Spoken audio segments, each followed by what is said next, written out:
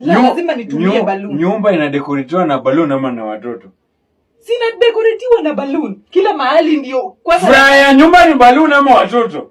Mimi nimekuambia kesho niko na wageni na ninataka balloon, different balloons. Wewe badala ziko different. Ni decorate nayo nyumba. Ndio wageni wakifika kesho wanapata nyumba inameremeta pa.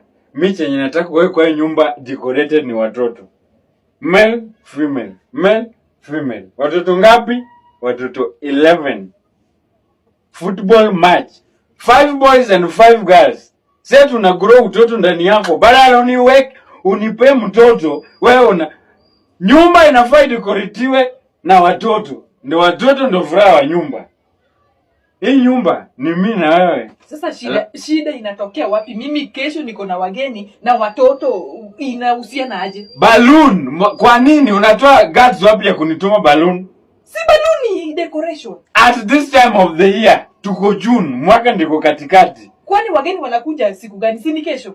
Alafu kwa nini unataka kuwekea balloon kwa nyumba? Si nyumba imeremete. Imeremete nini? Ukitaka nyumba imeremete, niletee watoto kwa nyumba. Sasa ni mimi unajua sasa wewe unaingililia kitu ya familia. Kitu ni sisi tunakaa chini tunaongelelea. Si ndio tumesimama? It is when better tusimame tuiongelee.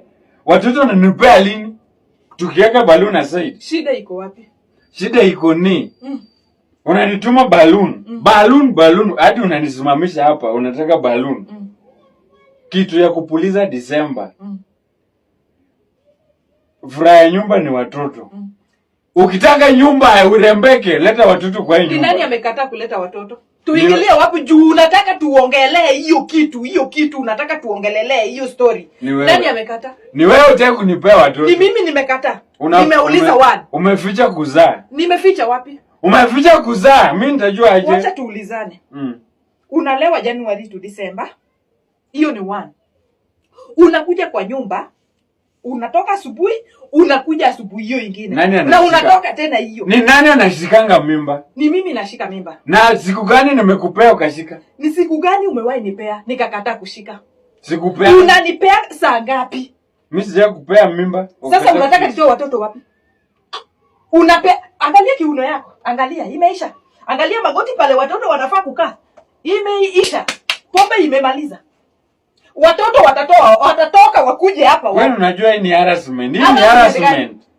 Hii ni harassment. Wananituma vitu za Disemba alafu unaingiza wachana balloon sasa. Juu umeingilia watoto. Nitatoa watoto wapi? Wewe ulali kwa hii nyumba na lalaga peke yangu. Kiuno yako umewacha umekunywa nayo pombe kiuno imeisha. Watoto wanatoka wapi? Magoti ilitwist ikakaa hivi. Watoto watatoka wapi? Unaingiza matusi, si ndio? Ni matusi sasa. Ni matusi. Sawa. Unaongelea kiuno. Na wewe umeficha watoto. Nimeficha wapi? Umeficha kuzaa. Wapi? Nipe huo mtoto kama ni leo. Nilijaribu hata hapa. Okra tujaribu kuteleza. Hakuna kitu uliteleza, ulianguka. Toka, hebu nitoke mbele yangu. Toka tu mbele yangu. Sikuwe umefinya pause. Atuko menopause. Na unaniharakisha niko na 12 nini? Niko ada. Niko sahi ndio nimefikisha ni 20 years. Bado sijafika menopause. Kwani nilikuwa ukiwa nipe mtoto uone kama nipiga mipira vizuri nitashika. Piga. Funga vile wanaume wanafunga. Nitashika hiyo mpira hivi. Watoto 3. Kaa huko na magoti zinakaa hapo zimeisha.